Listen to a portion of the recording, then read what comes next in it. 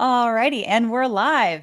Hey everyone, welcome back to another live stream here at Legal Bites. If you are new here, my name is Alita. I'm a lawyer licensed in California and DC, and on this channel we explain the law one bite at a time. So I have with me Mr. Kurt, also known as Uncivil Law, and also should be joining us soon is Andrew, Legal Mindset. He's set to be joining us, but we'll see. It looks like he might be running late, and we might have some other lawyers popping in as well, because I know that there's the Ahmaud Arbery trial is still deliberating and whatnot. So, anyhow, we'll see. So, Kurt, how are you? I'm having a great day. Things are wonderful, and so much wonderful law to discuss, and so many wonderful people to discuss it with. Yeah, there we go. Oh, we do have somebody here. Hey, Nate. Hey, what's going on, guys? The disembodied voice speaks. How are you doing, Nate? It's good to see you or hear you. Cartoon Nate. I've had to take off all my stuff because we were cleaning up for Thanksgiving, so my space is like a mess. So my camera will not be going on to see me a dirty house. Well, for a couple hours. It's funny. It's all clean until you start trying to clean it up, and it's like, where'd all this stuff come from? How you guys been doing? We have a good. How are you? I'm doing good. I'm doing good. Cleaning. Yes. Well, cleaning, and tomorrow is the the big day. Tomorrow's Thanksgiving, so I cook. Yep. It's a family tradition that I cook, and it's because my grandmother left me all the recipes for all the food. I didn't know I was like the person she just decided. I thought she was just too lazy to cook herself, so she kept saying, "This is the way you do it," and I'm like, so I did it, and now everybody comes over here because I know supposedly the secret formula. So nice. That's awesome. I am hosting tomorrow as well, and I don't tell Mr. Bites or anyone that is a potential guest or that is a guest coming over, but I don't have very much prepared so far, other than I have the turkey in the fridge, so at least I have that. Yeah. So let me just get a few things out of the way before we get into these subjects here. So as you guys are watching, you guys. If you're enjoying the content, make sure you like the video, subscribe to the channel if you haven't already. Other than that, we are going to be getting into some very interesting topics today. And just like usual, these are some controversial topics, and I suspect that YouTube will probably demonetize it almost instantly if they have not already, just by the topics that we're covering. So if you like it enough that you want to support us, you can always find us on Locals, on Patreon. You can become a YouTube member on the channel, and you can also buy some merch, which all of those things are linked in the description below. With that, one last thing, super chats. I'm going to try to stay on top of them. I'll try to read them or at least show them on the screen. But if I don't, I apologize ahead of time. So if that's something that might upset you, just want to let you know in advance. Okay. With all that, let's get into some of these subjects because there are a lot. There's just so much, right? So we were going to start with the Gruden versus the NFL to kind of touch on that before moving to other subjects. But now that you're here, Nate, I feel like we should talk about Ahmaud Arbery first. So, because I know that your time is a little limited since you are working on helping to prepare for Thanksgiving. Yes. Well, the jury's just out.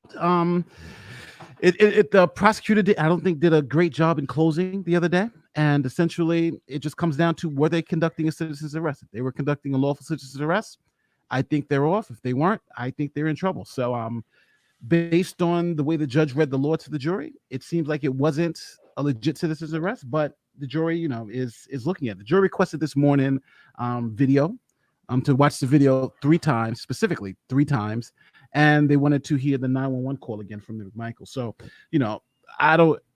it's interesting because it could be like the Rittenhouse case where they just want to be very methodical. Last night they supposed to well, they believed that they were close to a verdict last night, but that didn't happen. So they came back this morning, and I assumed that they would be finished hopefully in the morning, but they're still chugging at it. So, there's the obvious thing I think we can say is that there's a split in that jury room. And if there is, then I don't know what that says about the system. of all of it, because this is not Kyle Rittenhouse, and I think a lot of people think this is Kyle Rittenhouse, but this is not Kyle Rittenhouse. This is something totally different. Right. Right. I mean, for my money, I don't know that there's necessarily a split. There's just a lot for them to consider. There's 7 charges each for 3 people, which is 21 total charges. And so that's a fair amount of stuff to consider. So, there, and as you and I have noted, at least for the top count for the malice murder, not guilty might be the better conclusion. So there could be some, issues trying to look at this. And then, of course, for Ronnie Bryant, there is possibilities of saying, well, he's not a party to the crimes. So he'd be guilty of the aggravated assault for running Arbery into a ditch. So there's some lesser stuff he'd be guilty of, but he might not be guilty of the more serious counts. So there's a fair amount for them to work through. Yeah. Yeah. That's fair. I mean, it seems like to me from my analysis, it seems like it's a bit more of a clear-cut case for the father-son duo. Yeah. That they are probably much more likely to be guilty. But then when it comes to Rodney, that's a little bit more of a question because his activity was a little bit more limited in comparison to the other two. But I think, yeah, no, I think it also is possible here that the jury is just being extra careful because they understand that there is media coverage of it, maybe not so much as the Kyle Rittenhouse jury, but I mean more so than any average criminal case that's out there in any courthouse across the country, right? Oh yeah. Well, I'm if they come back not guilty, it's going to kill my streak. So I have personal motivations for them to come back. I've got this amazing streak going on. How do you deal with your evaluation? Well, no. My whole thing is they're going down for murder, and I say felony murder, even if the and I've always said I think the malice murder is an overcharge. I wouldn't convict on malice murder, so I'm not expecting them to. But I do think the felony murder is there, especially with the instructions from the judge, because those instructions are pretty simple. If it didn't happen that same day and it didn't happen in your presence, you don't got it. And they've admitted it didn't happen in their presence. It didn't happen that same day. They were arresting him for something that occurred 2 weeks ago. That's not a lawful citizen's arrest under the judge's interpretation of the law. So, right. So, and to me, that seems like a proper interpretation of the law. I know obviously the defense counsel really disagreed on that, and they were during their argument in court, they were saying that was basically the same as the judge directing a verdict in this case. But I don't know. It seems like it makes sense, right? Because otherwise, if you don't, I mean, we talked about this before. If you don't introduce any kind of timeliness requirement for this case, for that kind of a claim, that you can just, I mean, where is the limit then? A week later, 2 weeks later, 2 years later, how far can you go having probable cause or reasonable suspicion that somebody committed a felony? Yeah, if he committed a burglary 2 months later, right? We can say, oh, we saw him 2 months later, so we arrested him for the burglary. But I also don't want to underscore Ahmaud Arbery. And I know the news media has been saying this, like he's some angel who was just, happening to be jogging down the street, looking into houses innocently.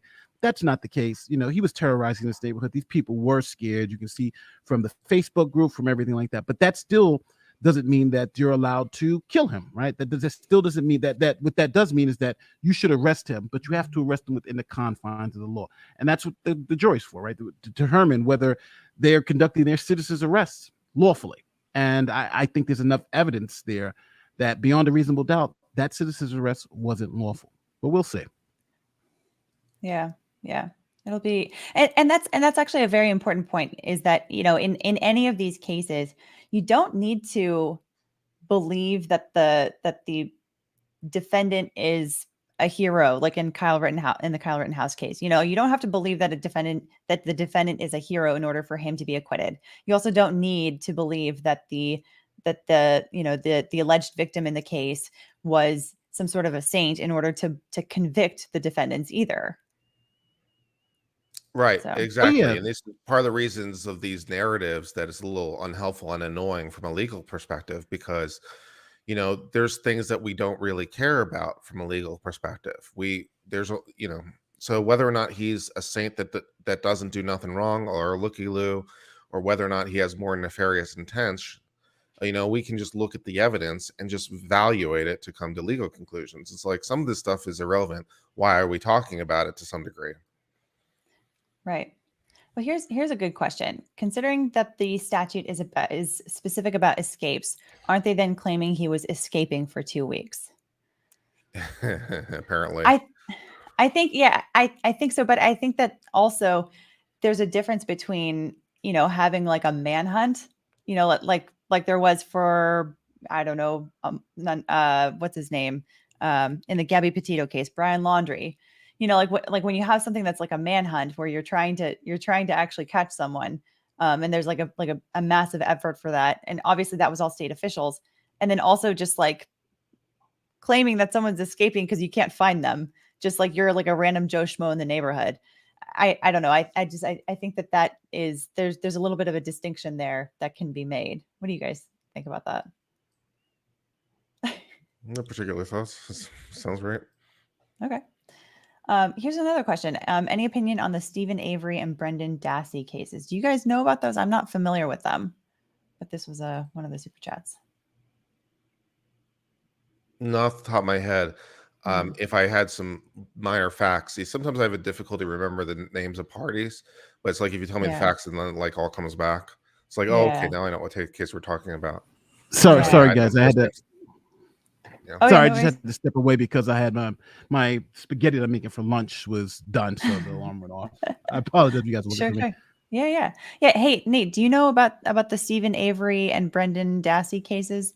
We got a super chat question about it, but I'm not familiar. No, I'm not familiar. I've just been Rittenhouse and then Arbery, and it's been tough because I've been trying to keep up with both cases and watching all of the coverage. And I will say this though, it's been fascinating seeing the differences and approaches. Just at a legal standpoint, to watch the prosecution in the Rittenhouse case and see what they do versus the prosecution in this case. The prosecution in the Ahmaud Arbery case is such a more professional operation, right? They're writing the law, the way they cross-examine, the way they put evidence in. Like nobody's complaining about any ethical violations. It's just very, very much. But also, I would admit their facts are so much better, right? And the law, they have the facts and the law on their side. Where I think in the Rittenhouse case, the prosecutors, the facts and the law were against them. So maybe that, but still, it's just the professionalism in the Arbery case. Even the judge, I think the judge in the Arbery case is just a more professional judge than in the Rittenhouse case. Even though I like both judges, I'm not saying one is worse than the other, but I would rather be under this judge under the Arbery case than I would in the Rittenhouse case. Yeah, that's interesting. Although I would also like to point out that this case is also better for the prosecution, like you said, because the facts and the law are on their side.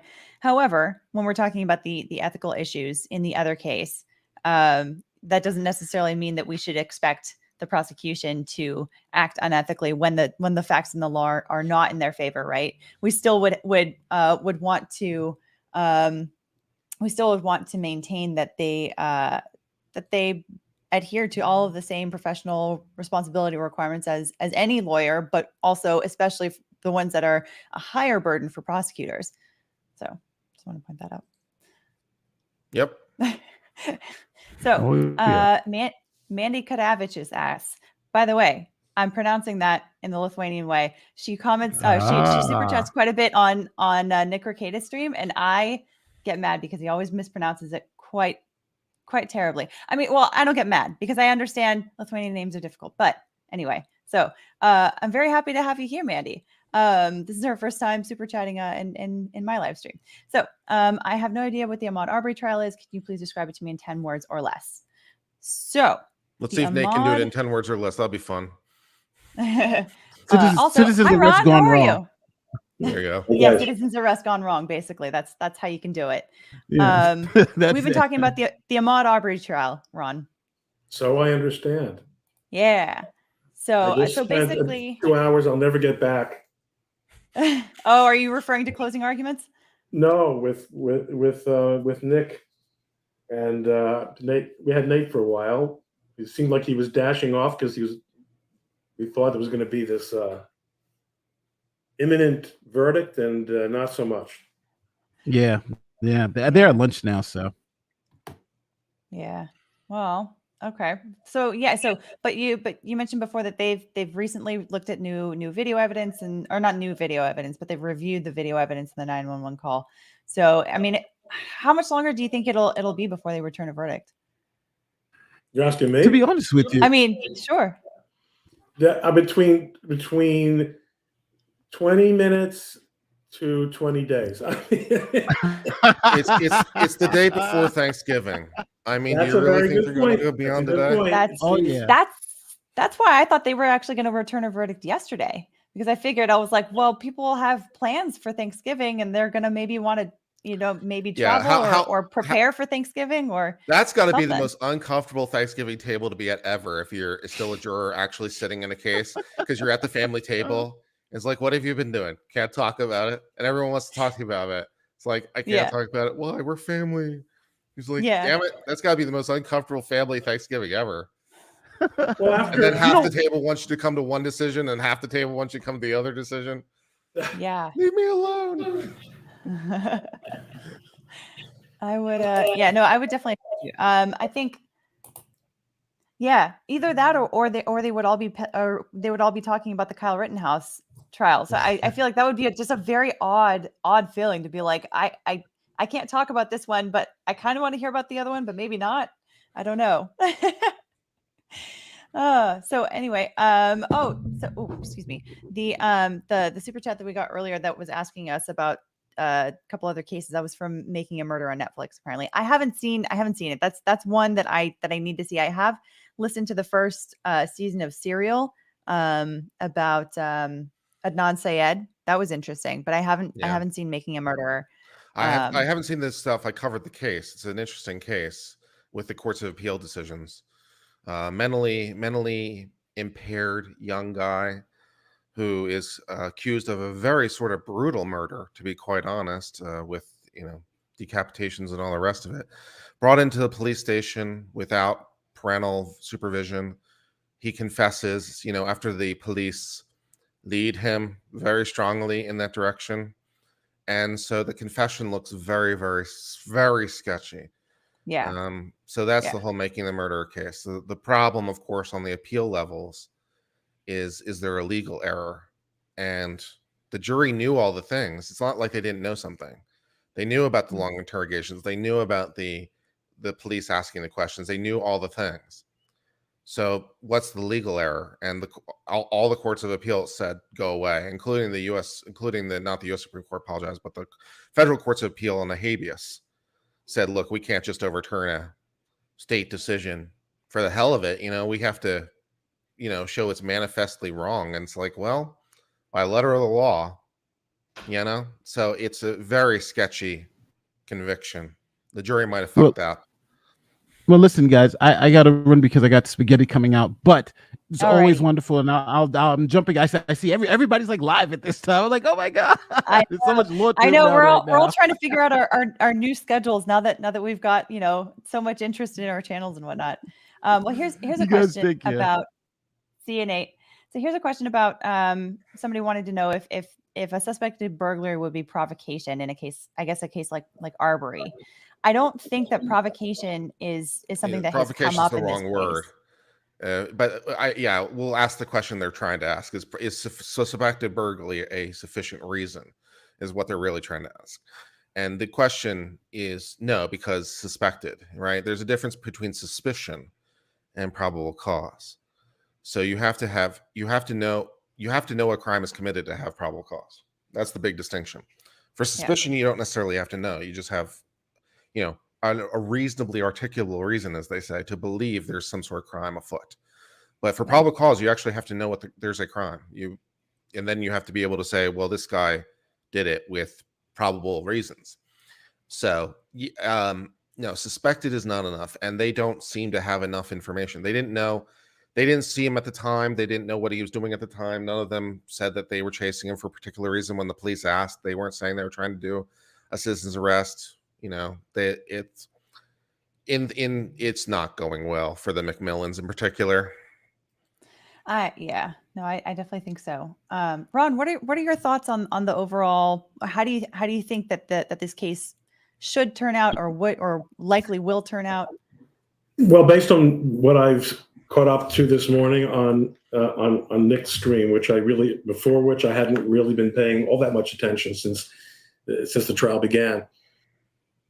The judge made a really critical ruling, which the defense has objected to and made its appeal record very clear on, with respect to the interpretation of the state's law on what is the law that applied at the time, on what is required before you're allowed to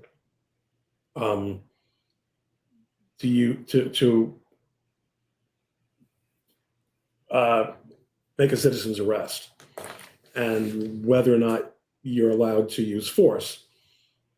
And it seems that the defense as much as admitted that if that indeed is going to be the law of the case, and it seems that it is, Yep. that's it. Yeah. Which makes you wonder what the jury's doing.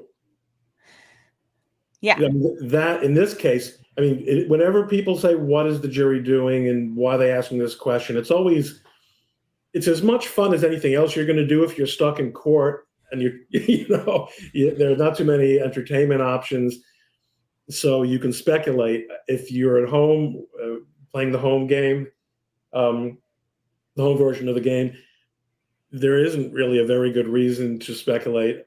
It hardly ever tells you what's going on. In this case, I really don't know what they're doing, because based on that, one thing I guess people are speculating on is whether or not they're having a discussion about nullification, which would be, in my view,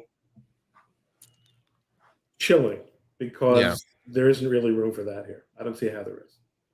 Yeah. And the other thing that's just a little odd in this case, or maybe not odd, but it's kind of an interesting twist, is that this is probably one of the last cases that is going to be using the statute anyway, since they abolished the statute recently. So it's a very interesting sort of place to be in sort of a high profile case like this, where this law is already kind of a relic. I don't know what you guys think about that, but yeah. Just a really quick. It's the law. It's the law at the time. It's not the first time. It doesn't happen It doesn't happen often, but every once in a while you'll have like a court of appeals case that will reverse, like a court case that was really old, because the evidence came to light and they'll reverse it. And suddenly you're talking about, okay, it's the murder from 1971, so everyone put on their 1971 law hats, because that's the law we're going to apply now. Yeah. It's like, okay. Yeah. So I would definitely suspect that they would be appealing this decision, which is going to be interesting to see. I mean, most felony convictions, and certainly most capital felony convictions, are appealed. There's always something in the course of a trial, and you throw it up and you look for something because you're trying to avoid a long prison sentence. When I say most, I mean many. It might very well not be most, but the appellate courts are very, very busy with criminal convictions. But here that's just it's not slam dunk whether it's right or wrong. I've heard it said in the name of Bob Barnes that people think that he thinks that ruling was not necessarily the correct one. I haven't looked into it. It does seem odd that if that is the law, if the way the judge ruled is in fact understood to be the law in Georgia, what the defense was thinking, either not knowing that in advance or opening the way they did, because I would think so too. Either they tried negotiating some sort of a plea deal and it didn't work, or they, and then they just decided, well, you know what, this is the best chance that we have, is just moving forward with trial, and then hopefully the judge doesn't interpret it against us, based on the case law that does exist out there. Like maybe there's still a chance or something. I mean, or somebody really didn't do their work. in trying to sort of prepare for potential outcomes. Because I wonder if there was a way for them to set up their theory of the case in a slightly different way, so that they're not just sort of essentially admitting to the ultimate conclusion given the court's interpretation of that statute. There is another possibility, which is a very charitable read to the attorneys, but at least worthy of consideration, is that they did do their due diligence and they knew all the things. And what they were kind of hoping was that they'd be able to convince this trial judge to read the law the other way. Maybe I can convince him the law should be read this way. Maybe my opponent won't be so good at bringing the contrary evidence from the prior law. Maybe I'll be able to swing this judge. Because if he reads the law wrong and he reads it in my favor and my guys are acquitted, game over. So I win. So maybe that was the strategy. It's like, I've got nothing better to do because of the facts are so bad. So let me try to make a bit of a Hail Mary. So maybe it was all conscious. I can only hope if that's true, they had well informed from their client, because that's definitely something you want to run by the client on that, by the way. It's like, by the way, we're taking this very high risk strategy. We're basically conceding the case if we don't win this. How do you feel about that? Yeah, for sure. Yeah. Hey, Andrew. Thanks how's it going, guys? for joining us. Here's an interesting question on the statute. So would the statute have the exact same legal meaning without the words probable and reasonable suspicion? Doesn't witnessing or having immediate knowledge cover that? I'm simply asking if the law is redundant as written. I don't know, because you could witness in part of a scene, part of the commission of a crime, but maybe not necessarily enough to have reasonable suspicion or probable cause, right? This is a problem of all men are mammals, but not all mammals are man. Well, the one includes the other, but not the other way around. So yes, having immediate knowledge would be probable and reasonable suspicion. If you have immediate knowledge, you definitely have probable and reasonable suspicion. But just because you have probable reasonable suspicion doesn't mean you have immediate knowledge. You can have other things that would give you that information. So I don't think the statute is redundant, because it says, well, in the first case, if you have immediate knowledge, which necessarily includes probable and reasonable suspicion, so either one implicitly, then this applies. In the case of felony with escape, only the lesser of probable and reasonable cause. So I don't think it's redundant. No. Yeah, I would agree on that. Let's see. Are there any more questions about this one? Jury deciding the third man's fate. That may be one reason why they're taking a bit longer, because I think that analysis might be a little bit less obvious than the other two. What would you guys say? Based on the facts as we know them. So yeah, I mean they may be saying, hey, the third guy, what do we want to do with that? I mean, I could see that. Yeah. So here's another question. What's the panel's next case if this verdict comes in this afternoon? What are the odds a cable series will develop based on your panel? There will always be something. But I know that quite a few of us are also looking forward to maybe taking a couple of days off of daily streaming. After like 3 weeks of Rittenhouse trial and then some more on Arbery. I think yesterday was the first day in since November 2nd, I think. I'm looking at the calendar since November 2nd that I didn't film something yesterday. So it was a very nice little break, but yeah, I think that would be interesting to have a cable series, but there are no actual plans for that anytime soon.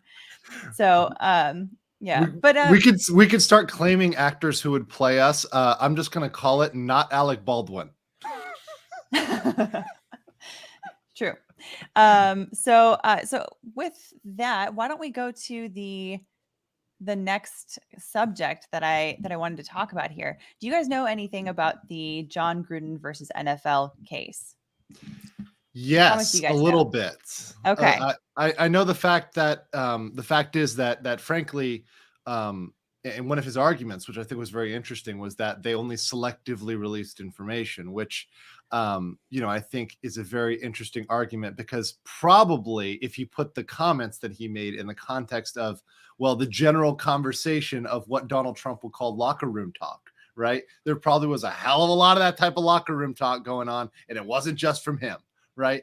So if you release the full context, he probably will look a little better than if you take just his comments out of context and then, show those and air those out, right? So I think that's one of the big things here is even if he doesn't win in terms of damages, and this is something that I actually got from Nick, and he said it, I think even when he was on Tim Pool, he said, you either go for the truth or for damages, right? And I think the big thing is this could expose the truth of really how the NFL officials, right, were talking in general, how NFL talk is in general, right? Yeah.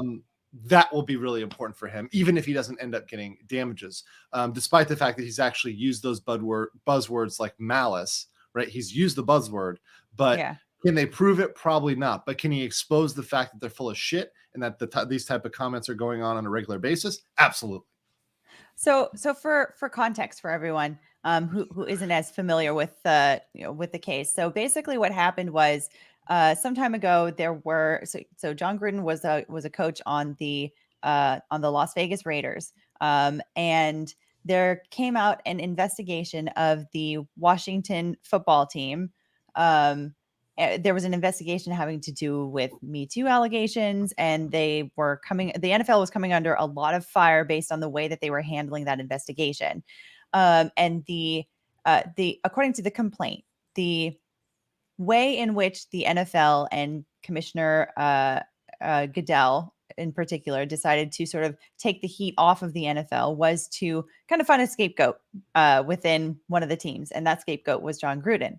So the way in which they decided to do that was somehow someone at the NFL got hold of emails that Gruden had passed with someone else.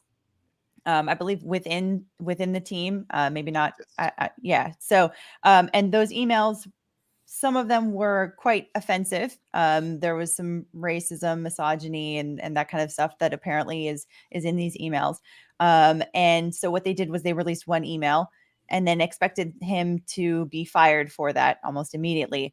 But I guess to their surprise, some people actually came to his defense and said, I know him. He's not a racist, and I've never had any crazy encounters with him. And so then they decided to release more emails, and it was a lot of emails. And then they decided to basically what they were trying to do was, according to the complaint, what he's alleging is they were trying to force the Raiders to fire him. Which in this particular case, what people need to understand is that the NFL was not a party to the contract. The NFL has a relationship with the individual team owners, and then the teams themselves have contracts with the players and the coaches and all that kind of stuff.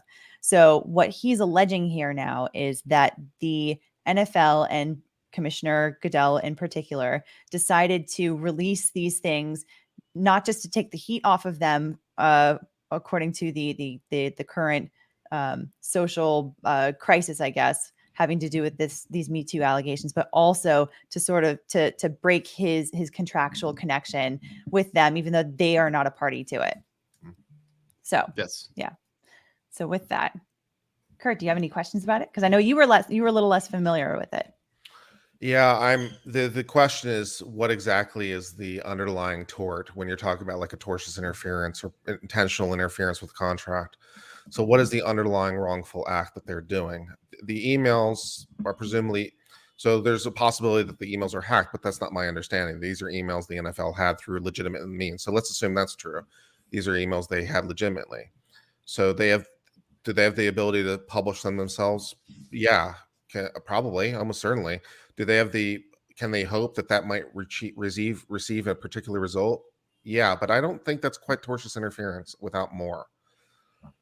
So if you send me a bunch of hateful emails and I just say, well, here's a bunch of hateful emails I've received, and then as a result, some third party looks at that and be like, I don't want to do business with that person. I'm not sure that's tortious interference. Am I wrong? Am I insane? Yeah, no, I'm just trying to think how that wouldn't be. I mean, I think you'd have at least. If it's not part of your normal commercial or personal practice, I'm talking about a corporation here, to release emails, but all kinds of things that the reason that we have the tort of tortious interference with contract is to capture otherwise legal activity which is nonetheless considered to be outside the lines of normal competitive fair play. And it's a rather novel, in other words, 50 years ago, there was no such tort. Okay. It's something that has developed over the last generation. And, so it may very well be that if the only reason you're not your policy to release internal emails between owners or among personnel at teams, but you did so in order to cause the contract. And here it seems that the operating hypothesis is that that's why they did it. It was in order to cause them to break the contract. I would think you'd have a prima facie case. Yeah, that's exactly what they say. They say, this did it intentionally. And then they also make the comment, and even in the complaint, that that's not the normal course of business, right? To be disclosing those emails. It's not something that you normally do, to go out there and shoot those emails off. So there you go. Yeah. So here's the complaint, specifically the tortious interference with prospective economic advantage. Let's go up to the intentional interference with contractual relations.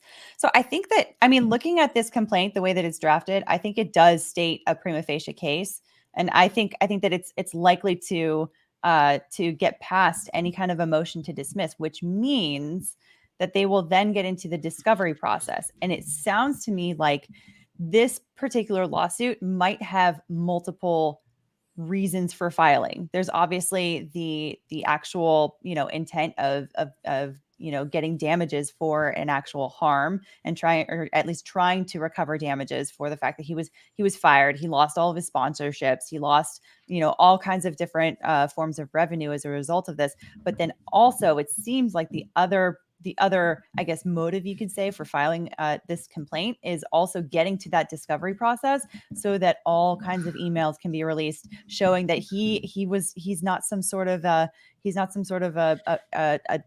an opposing thumb that sticks out from everybody else. That this is actually, he's part of a wider cultural, I guess there's this cultural norm is what he was fitting into, basically.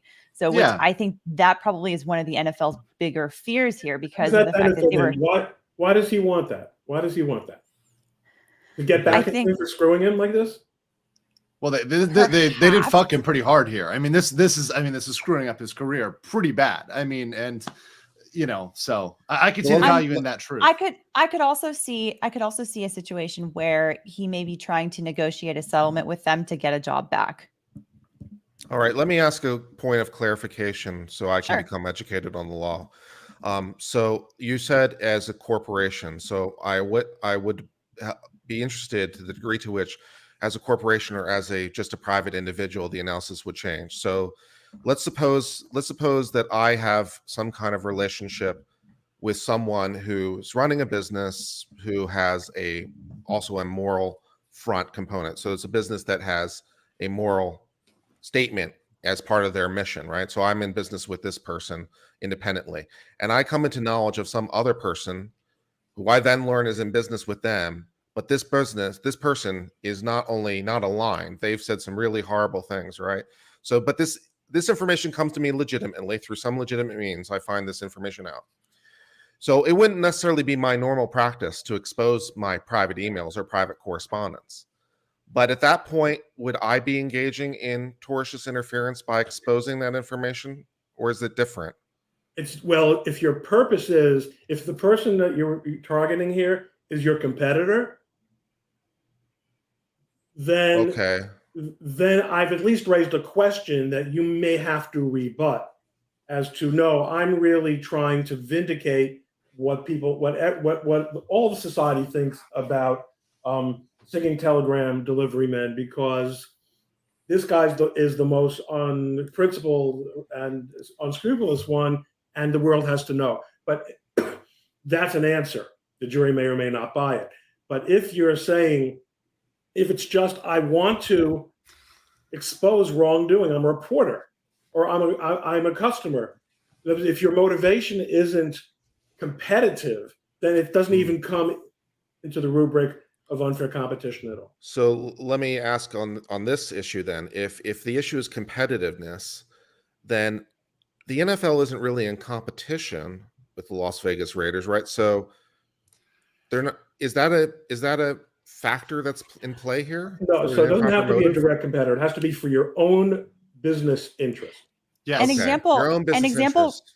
If you want to look at it in another case, so there was the Scarlett Johansson case versus Disney. Remember, she had a contract with Marvel for a movie release to be in theaters, and so Marvel is owned by Disney, but her contract was with Marvel, not with Disney. And so Disney came in and basically made a series of decisions to say, well, we're going to release it in theaters, but also we're going to release it to Disney Plus, and so that totally screwed up her whole bonus structure and all kinds of things economically for her. So even though Disney is not in competition with Marvel, the idea there was that Disney was directly benefiting from disrupting that contract between her and Marvel. Yeah. Which they've settled, by the way. Yes. Yeah. Yes, they have. All right. I buy all that, and I really do appreciate being corrected on a point of law that I was mistaken on. So thank Yeah, no you, worries. everyone, for the education. I mean, I feel smarter This is what we now. do. We all educate each other. I feel smarter now. Now I know a thing. I just feel like this is a point at which, to me, this was a broader political point. I mean, this is a point at which the NFL was running that was what I think exactly the same time they're running the NFL is gay ads. They're trying to virtue signal, right? They're trying really, really hard to do this. And like Alita said, Me Too is trending, right? So they really wanted to get somebody and pillory somebody because the social justice issues, just like they saw with the NBA, they were becoming first and foremost. So I think exposing that, getting those emails, which is, by the way, draw a mirror to the Project Veritas lawsuits, right? Imagine those emails you're going to get with the internal staff saying, hey, who are we going to crucify? I mean, imagine that email coming out. Right. That will show actual malice. And I wouldn't be surprised if that email exists. Right. Between people at the NFL saying, hey, who are we going to get? Oh, let's get this guy. Right. That you could prove that. I buy it. I buy it as a possibility. Yep. Yeah. Yeah, I think so too. I'm sold. So, let's go. Well, cool. All righty. Well, any other thoughts on that one before we move on? All right. Because I know we've got a lot of questions about Chrystul Kizer. Yeah, I just did a video on that, and I actually screwed up. I actually have to make another video because I screwed up and I cited the wrong statute because I cited the human trafficking statute instead of the child trafficking statute, and they are slightly different. Okay. Well, we'll go over the statutes because I have the appellate decision pulled up Awesome. in that case. But Andrew, why don't you give some context for anybody that isn't familiar with this? I'm going to bail though. I have spent way too much time playing today. All right. Well, thanks so much. Thanks, for Ron. joining us, Have a nice holiday. This has been Nice to meet you, wonderful. brother. So Chrystul Kizer, which is Kenosha case. And frankly, guys, for me, I just found out about this after Rittenhouse based on people reaching out to me saying, do Chrystul Kizer, talk about Chrystul Kizer. So to me, this is new information. I have not done as deep of a dive as I've done on Rittenhouse. So I'm just starting to get into this, but based on the facts of the case, it appears as if Chrystul Kizer was being trafficked in some way, shape, or form by an individual. Alita, I have to get his name right now. I don't have a pull up in front of me, but by a young man in his 30s. He was white. Chrystul Kizer was black, by the way. That is relevant because the protesters outside of Rittenhouse's courthouse were yelling, hey, the justice is Chrystul Kizer. If Rittenhouse gets off, Chrystul Kizer gets off. Here's the issue. Totally separate facts, totally separate statutes, right? One is implying self-defense. Another one, in Chrystul Kizer's case, is actually more interesting in the way that the law is unclear because it is a trafficking statute and she's trying to invoke an affirmative defense. There is an affirmative defense, which is, once again, similar to Rittenhouse's case, but different. An affirmative defense is you saying, I did this, but there's a good excuse, right? So you're going in saying, I did this thing, but X. So Chrystul Kizer walked in. So here's the facts. She was being trafficked, right? There's video evidence of this. It's shown. However, I believe she was in jail for a while and then came out. And after she got out, about a week or two passed, she went directly over to this guy's house with a gun, shot him while he was sitting in a chair, burnt his body, burnt his house down, took a picture of herself, by the way, that said, my mugshot. And then I think 3 days later, also posted to social media saying, hey, I would do it again, right? I would do it again. So the question is, the statute, which we can look at and Alita will pull up because Alita's great with that. She's amazing. The statute says that you have a complete defense, right, for any crime if you are being trafficked. The question is, was she actively being trafficked after, right? Like at that moment when she committed the crime, right? So at the moment in which she walked into his house with intent and shot him, was she being trafficked, right? So is that going to be implicated, right? And are we going to allow that with an extended period of time? Now we can look at the statute. It does say if threats were made. Now here's the question. This is a factual question. Was he texting her? Was he threatening her, right? Let's see that evidence. Now, I would argue if she was being actively, let's say, text message threatened via text or email or something, and then she came in and did that in response, okay, then we have a better argument factually. But if she just went out of the blue and said, you know what, I'm pissed off, I'm going to go there for what he did in the past, I'm going to go there and do some Sin City vigilante-esque stuff and kill him, that is going to look a lot more like it doesn't apply.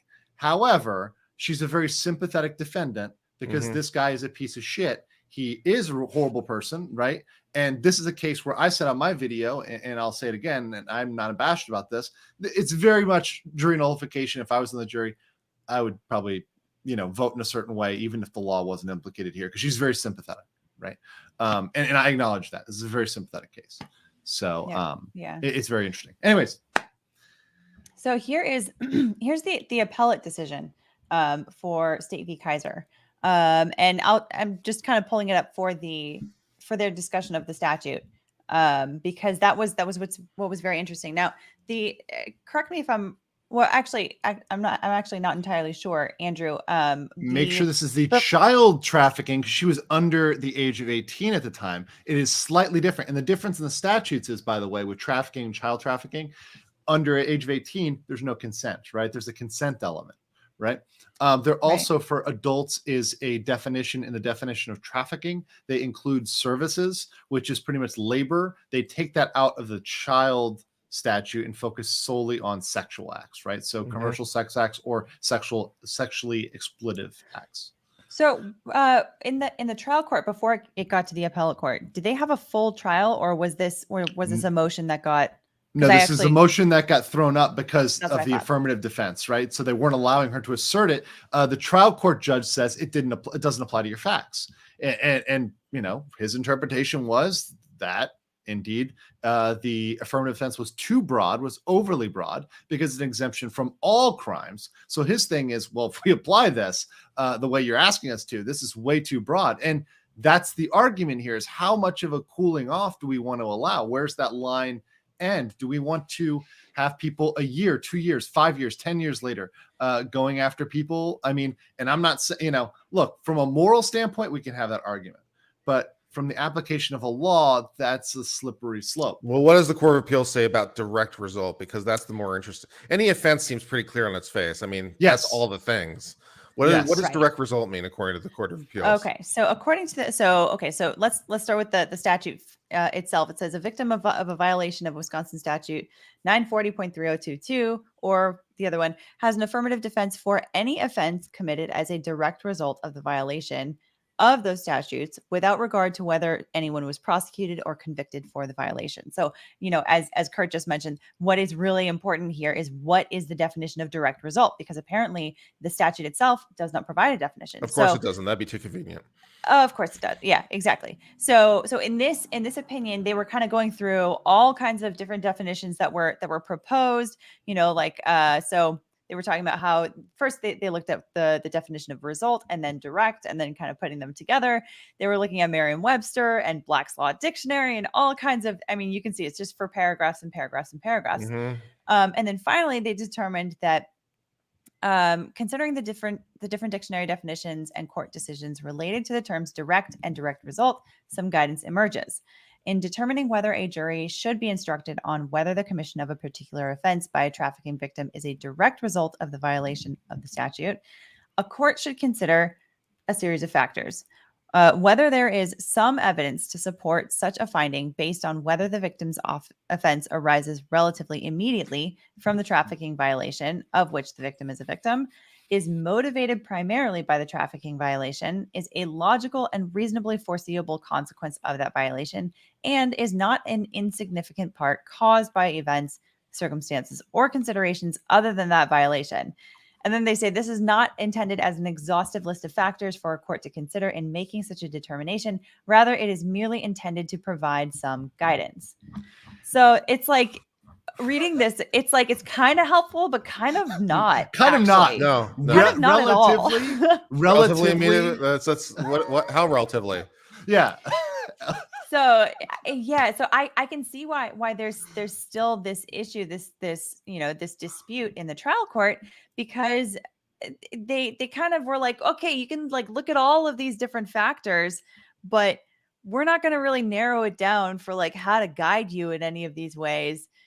But I also don't understand is a logical and reasonably foreseeable consequence. That seems a little odd because it's all the things, right? So right. Why does it have So to it's be logically and reasonably foreseeable? It's all the things. Yeah, I mean, Yeah. it makes sense that should be part of it. It should be a logical and reasonably foreseeable consequence. Like, I don't know, like I would think, but you know, And by they talk and do about they whether mean and or do they mean or? Because that's another thing too. The court should consider blah blah blah blah, and then they go on to say it's not an exhaustive list of factors. So Yeah. do they mean or? Are those all independent? I those mean, independent lines? I would think that they wrote it as they intended. We should always assume that, right? So I would think that all of those factors should be looked at by the court if they're relevant factors, and then you can also look at others as well. That's the way that I read it. I'm not sure and means and. I'm confused. Well, that depends on whether you want it to mean and, right? But that's why I Well, a say court should consider this thing, and this thing. Does that mean we're considering them all together, or we're considering them all totality of the independently? circumstances? Yeah. I I think- get Are it. we considering all those things? But They look like elements to me. Are they related? I mean, I think it's a body of factors that you can use to weigh against one another, and that's kind of what they're like. They're like, let's just like put up this It's a whole balancing ball test? of factors. Oh, that's good. I think so. All I right, think so. sure. That's at least how So let me I get this read it straight. I anyway. think we have 3 or maybe 4 potential readings on how these things should be considered within their own terms. That's great. Yeah. This is the exact problem for the trial court judge. You just come up with this really ambiguous decision. You're like, okay, apply it, and and then you're also asking the jury to weigh in on this and certain. Oh, that's things, good news. factual findings. So Yeah. relatively. I mean, motivated primarily. Once again, these are things that it's going to be really difficult to get to the bottom of. Yeah, I think so. What does insignificant part mean? What do we mean by significant? Does that just mean it has significance? So it's not significant part caused by other events, circumstances, or considerations. Okay, what do we mean exactly by significant? Do we mean just that it has significance, so it's something that is notable, which could be relatively low, or do we mean significant in that we mean it as a major component thereof? So do we mean 5% or do we mean like 90%? Which of those do we mean? What's significance? Help. Not sure. And to answer the super chat question, because I saw somebody say, whether somebody's going after, I think the one thing that we have to remember here, because people are saying, oh, I'm cool with this. I'm cool with this. Okay, yeah, you're cool with this, but let's change the facts, right? Because this is one where the facts look like this guy's a piece of shit. So everyone's like, I'm morally okay with this. This sounds great, right? But you got to understand, you're setting a precedent if you're saying, okay, yeah, this is totally cool, right? Okay, well, how about this scenario? How about somebody gets really mad at their boyfriend for cheating on them, right?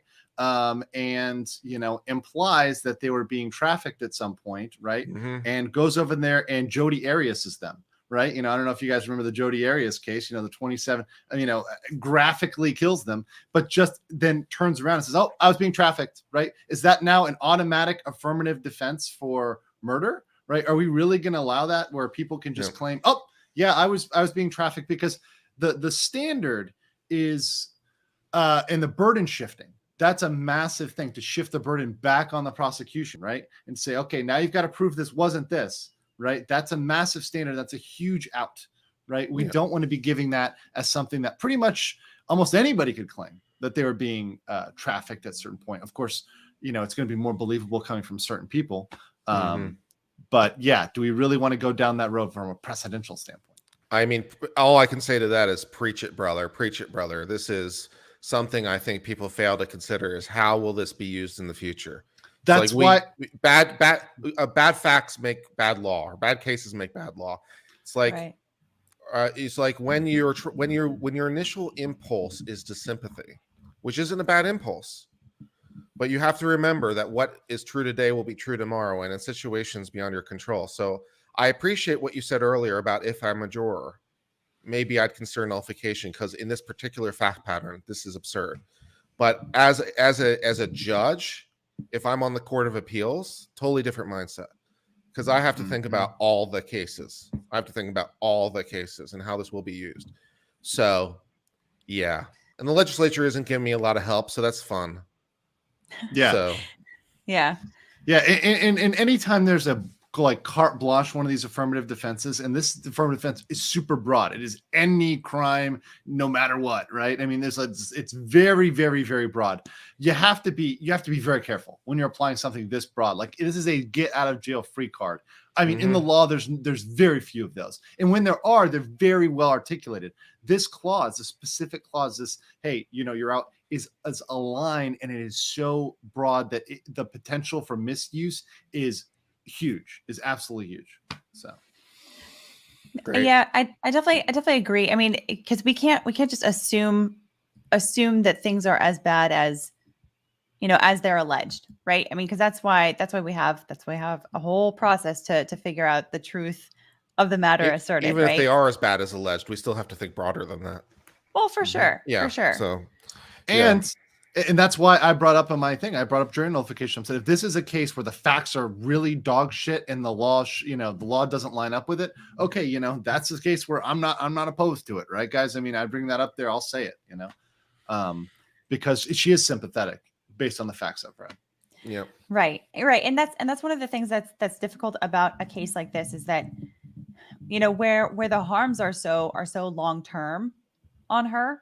As alleged, assuming that everything that she alleges is true, it's a different kind of situation than, we started off with this, right? It's a different kind of situation than Kyle Rittenhouse, because that's a very shortened time sequence, right? This from start to finish. And so analyzing the immediacy of those actions and whatnot is a lot simpler than analyzing the immediacy of someone who has been abused and trafficked for so many weeks, months, years, even. So figuring out, how you can limit the causal link to a way that doesn't create so much overbreadth that harms any defendant, but then at the same time allows for someone to actually get justice for the things that happen to them, and to allow for them to I don't know, to allow for them to act in the ways that that are sometimes necessary in those kinds of situations, I guess. Now there is law in a very similar domain that would provide a lot of information, which comes to battered women syndrome, because that's very similar. At least conceptually, they seem similar to my mind, right? Yeah, someone brought that up. We have a person trafficked, we have a battered woman. Either way, we've got this long-term, controlling, abusive, dominating, with a perpetual threat of potential death, incidentally, in both kinds of situations. They seem very analogous to my mind. So different states have dealt with this in different ways. Sometimes it reduces the charge to a lower charge, which I note that on the bottom of the screen, they're dealing with that aspect. But as to battered women syndrome, some states deal with it as a lower charge. Sometimes it's a defense. There's the issue of timeliness. There's the issue of proximity. Does he have to be beating you that moment? Did he beat you earlier that day and now you got up and you got a gun and you shot him in bed? Is that enough? So there's all these kinds, but there's cases that discuss that. And so I think we can gain a lot of insight from that analysis as well. Yeah. And And to be fair, I think that you see in jury outcomes, and I talked about this today, when there's a situation like that, particularly a situation, involving a woman specifically, the end result is not as punitive, right? So in this case, the jurors consistently throughout time, they're not going to come down on her as hard, as they might a dude who rushed in without the BWS or any other thing, and shot somebody in cold blood and burnt their corpse and posted a mugshot. Right. If that went down a different way, right, there wouldn't be as much sympathy triggered here, but it's because of the facts, right, Right. that we have much more sympathetic case. Right. What do you guys think about this assertion? The same argument could be made for self-defense. Anyone could claim self-defense when they kill someone. It's a different statute, guy. It's just like it's totally different statutes, totally different implications. This one is literally in the human trafficking and only in the human trafficking, child trafficking statutes. It's not how self-defense works. Self-defense is much more written out. There's much more detail on the burden shifting and how that exactly works. This is very unclear. It's very rarely used because, frankly, most people either don't escape it or aren't brought on charges, right? The charges are just not brought.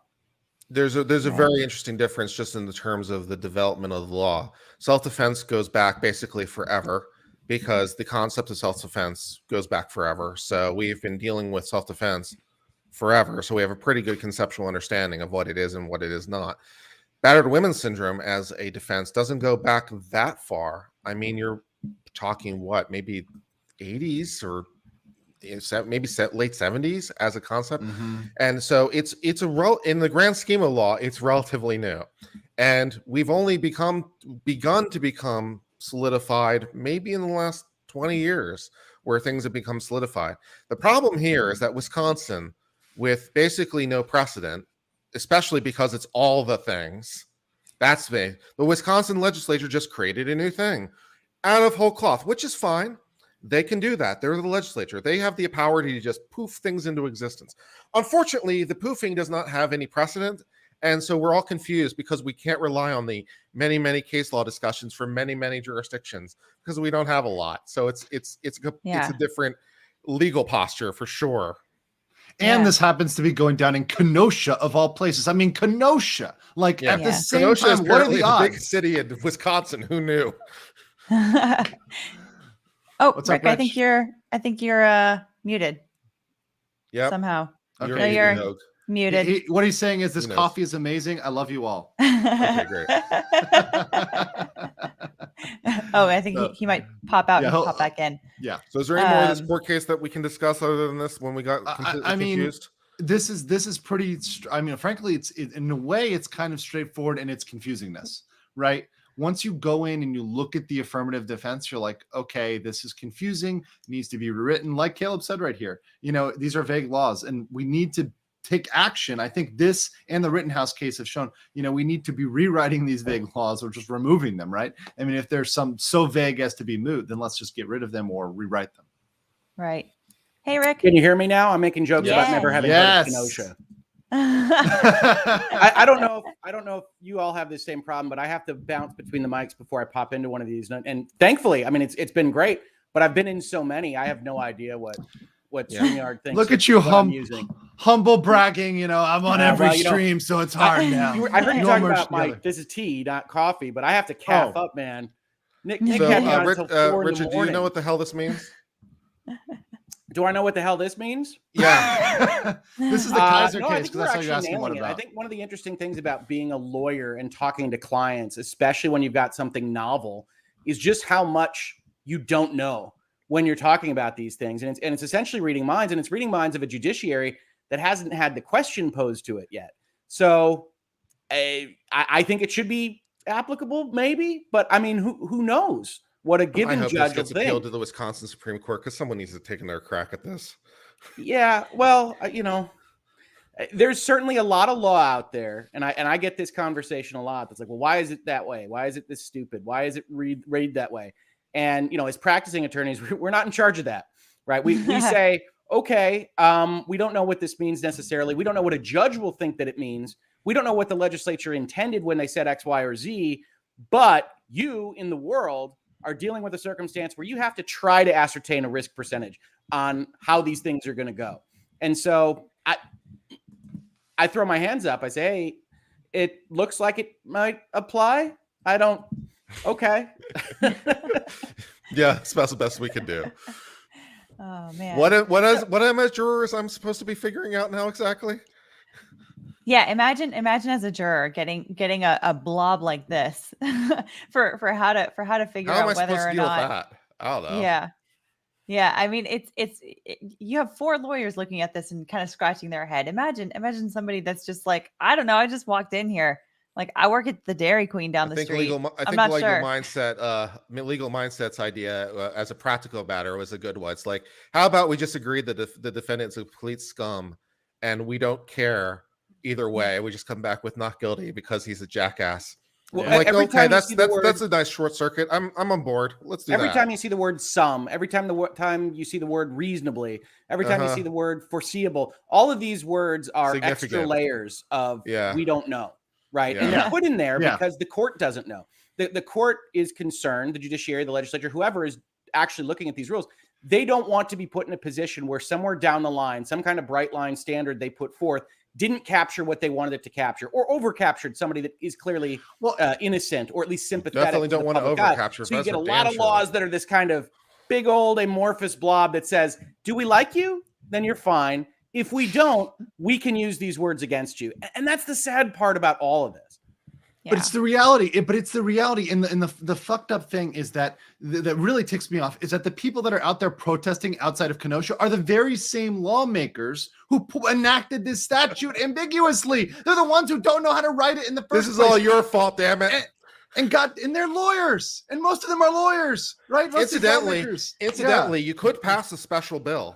You could pass a private bill. You could pass a one-off. So if the legislature is really pissed about this, it's really easy. The legislature can pass a private bill. They pass a bill that just applies to this one situation. You got to watch that bill of attainder. It's like, as to this one situation, as long as you're favoring the defendant. Obviously, you can't go the other way because it's ex post facto.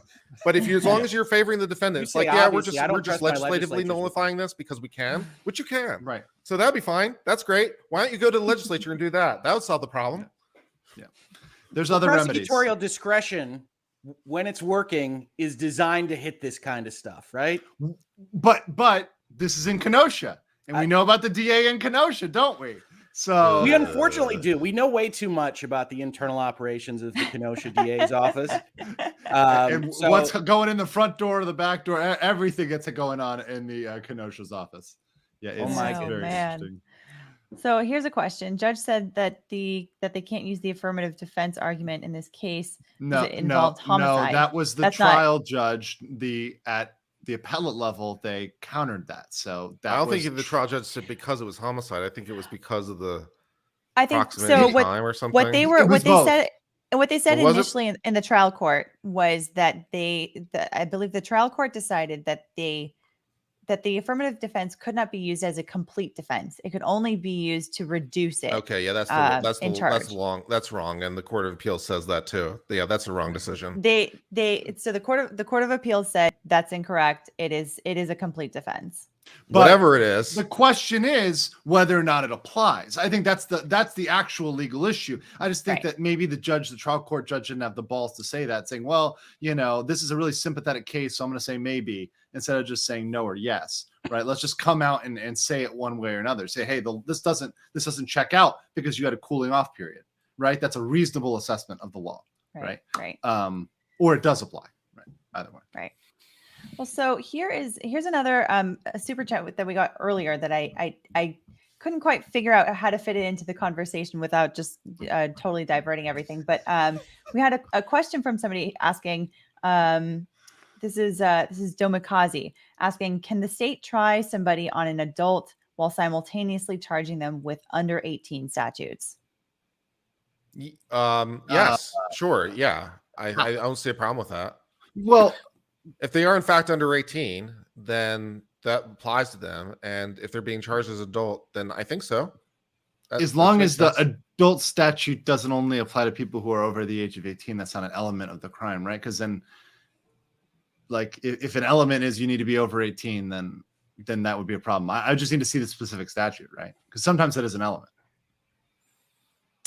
I actually am not completely sure on that question myself.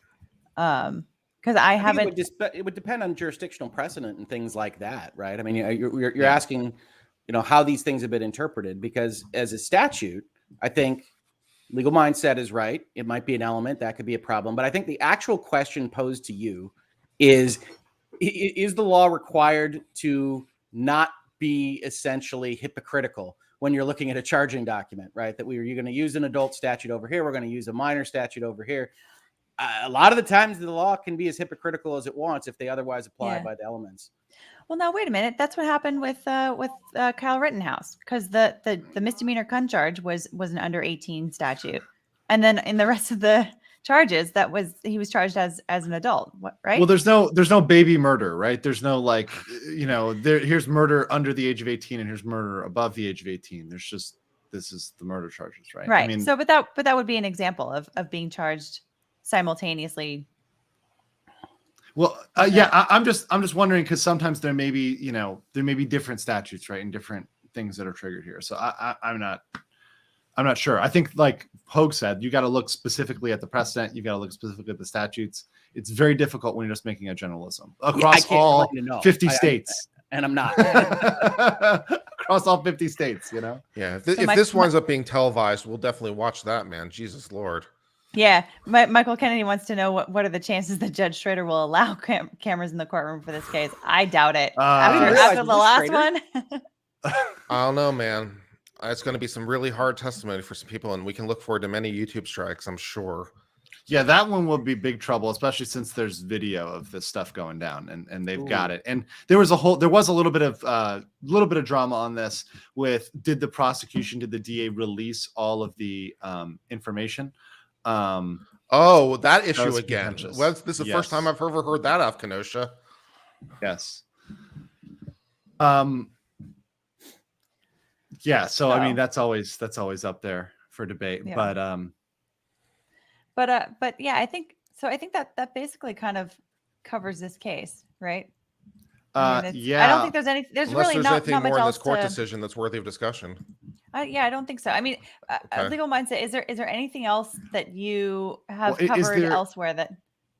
Is there somebody who might have something to say, who might be in the backstage right now? No. Okay. There is. Oh my gosh. Yes. Backstage. Would there be some guy with a giant nose who maybe could smell some trouble on the second level, like a drunken Blues Clues? Why'd you let him in, legal? I've been here the entire stream, the whole thing from the very start. She has been suppressing and oppressing me this entire time. That is not true. You definitely got here after Rick, because otherwise you wouldn't be in the lineup after him. That's not. It's how you let him in. That's true. Gatekeep it, baby. 6 and 4. You were the 5th. What can we say, Nick? Yeah. Fifth wheel. Story of my life. There you go. So, Nick, can you explain this to us in a way that resolves the issues, because we're confused? Chrystul Kizer. We're talking about Chrystul Kizer. Yeah. No. Okay, so court should consider whether there is some evidence to support a finding based on whether the victim's offense arises relatively immediately from the trafficking violation of which the victim is a victim, is motivated primarily by the traffic violation. God, look at that. Some relatively, primarily, reasonably. There's that's impossible. Logical and reasonably foreseeable consequence of that violation is not in significant part caused by events, circumstances, or considerations other than that violation. I have no idea. How do you, like the court just said, they got to figure something out, right? Yes, that's translated into lay terms. Well, they're going to have to figure some things out. This case is here's a bunch of factors for you to look at. Go figure it out. That's essentially, which is not helpful, because those kinds of things are what a court would be looking at anyway, right? Like that's it. And the court can come to a decision. Right and left limits. Yeah, they could come to a decision anyway on this. Either way, right? Because really, I think once again, it's a binary decision. I think it's, does the affirmative defense apply or does it not apply? Because we've decided it can't be maybe, and it can't be sort of. It's complete or not. It's complete or nothing. Yeah.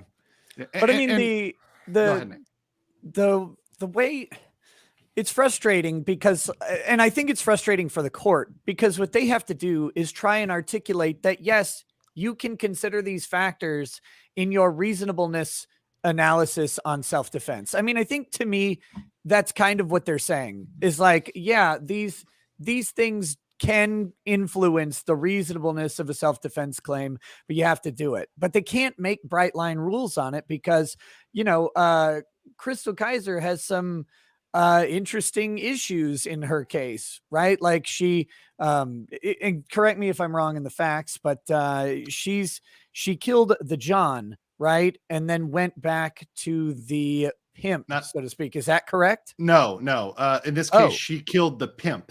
And but well, she then was good. She was really, but hold on though. Well, I mean, and of course, I'm kidding. Yeah, we've got to look at the facts. But here's the issue, Nick, is that she was released from jail. She had this cooling off period, and she went there like 2 weeks later. It was, it wasn't in when she was immediately being trafficked, right? So at the time, she wasn't being trafficked. Now she will assert an argument that when she went over, the guy pushed him down and there was a fight, but the facts seem to actually indicate he was sitting down in a chair. She comes through the door, shoots him while he's sitting there, burns his body, and then takes the mugshot selfie saying, hey, this is my mugshot. 3 days later, she posts, yeah, I did it and I would do it again, right? And I'm not afraid to do it again, right? So I mean, it's there's like intent. a very Kill Bill kind of scene. Yes. Yeah, and though, I like that movie, there's something Sin City. There's something so repugnant about sex trafficking, especially of a minor, that I'm having a hard time saying I disagree with her actions. But Nick, given that because it's a cart, it's because it's such a huge exception. That's why I'm with what you were saying before. You brought up jury nullification. I'm bringing it up. I brought it up in my video on this. I think this is a case for right on point. Nullify this. She's totally sympathetic. We're not going to simp for this pedo, but allowing anybody to claim this. I mean, look, I've got a lot of ex-girlfriends. I do not want them coming over and accusing me of trafficking and murdering me like Jodi Arias. We had sex in his car. That was sex trafficking, and this guy has to go. There's reasons why I'm in Korea, right? So yeah. I mean, sorry, go ahead. I was just going to say, so this is problematic for anyone trying to apply this. Yeah, and I think it's testament to just how repugnant sex trafficking is in society, that even judges have to wrestle with making rules about allowing someone to be killed for it, right? Like that's the amazing thing, because typically you just have your self-defense exception, as Legal Eagle would call it, an exception. You have your self-defense, affirmative defense, and they go through the factors. But they were like, you know what? I mean, if this comes directly from the trafficking violation, if it's relatively immediate, what is relatively immediate even? Relatively immediate is bad, man. That is a bad standard to put in front of people. Like everything is relative, man. Like it's all relative. I mean, okay, so help me out. You start doing the math there. If I'm trafficked for 8 years, relatively immediate is a month. I mean, the dawn of man is relatively immediate compared to the age of the universe. I mean, what are we talking about? Well, I mean, there you go. We get real existential in court. Well, yeah. So she goes to jail and comes back to kill him after she's out after 2 weeks. How long was she in jail? Like the whole time? I don't know. That's something I'd have to go back and check some facts. But she was away for a while, had some cooling off, and came back. It wasn't something where she was actively at the moment. Apparently the Arbery verdict is in. Unless Nate says they have a verdict. Do we want to see if I can find? Well, we either have to make a decision of doing it here, or we should all pop onto Nate's stream and give him love. Probably pop onto Nate's. But before we do that, I have a few super chats here directed at Nick. Oh God, Nick, can you say her last name? Karavikis. No, I don't blame you for not getting it. It's a Lithuanian name, which most Lithuanian names sound like diseases. Karavicius? No, because that's what I first said, and I got yelled at over and over. So I've been telling her for a long time in the chat that at some point I'm gonna teach you how to say her last name properly. So there's two ways. You can say it the Lithuanian way or like the Americanized way, which is fair. The Lithuanian way would be Karavičius. But if you can't roll your No R's, way in hell. it's totally appropriate to say Karavičius. Oh, okay. Wow. I'm Second saying syllable. All right. no. This is good. Karavičius We're from learning. now on. Karavičius. You're Miss getting K. the Texan. You're getting the Texan way. That's Mandy Karavičius. Oh man. So anywho, well apparently, so it looks like Nate is not yet live. So Okay, we'll I wait don't for him know to go if- live and then we'll bounce. Yeah. So I think so. He But, says the stream is at 2, but there's no way he's going to wait till 2. Is he? No, that can't be true. Why would you No, do he that? says he have a verdict and then he just sent the link, right? So he must be he's gathering the troops. So he All right. is. Okay. Oh, he What did. else do we I have to see it. discuss with our limited time? I think, well, we wanted to talk about Ghislaine Maxwell. Well, yeah, Okay. that's interesting. Which is also very There's a similar, lot. and that's sex There's a trafficking. lot there. So Um, the trial is set to start next week. Unfortunately, it's not going to be on video in any form, which is super unfortunate. I know all of us really wanted to cover that, but that's federal courts court. for you. But it's for anyone that is somehow not familiar with it, this is another sex trafficking kind of case. The allegations basically in the charging document or in the indictment are that Ghislaine Maxwell was instrumental in Jeffrey Epstein's efforts in obtaining these girls to have his way with them or coerce them into all kinds of activities, and they were all under 18. And she was just very instrumental in not just sort of luring them in, but also in I guess facilitating the specific acts in various ways. I'm trying to describe it without getting too into the details and absolutely having my channel yeeted Yeah, here. avoid those strikes. Well, yeah, I talked about it this morning, and look, the way my morning, the previous evening, whatever, time is relative for me. What is But time? It's essentially having a woman there made the young girls more comfortable in engaging in the acts with Jeffrey Epstein. Let's put it that way, right? Because you're normalizing it, right? You're normalizing it. Some of the things that I think that these girls may have never been comfortable doing, they felt comfortable because there was an adult female there who was also Yes. doing them, right? So she was instrumental, not just instrumental, probably critical. It probably wouldn't have happened without her, but for. So, but is she a more sympathetic character, right?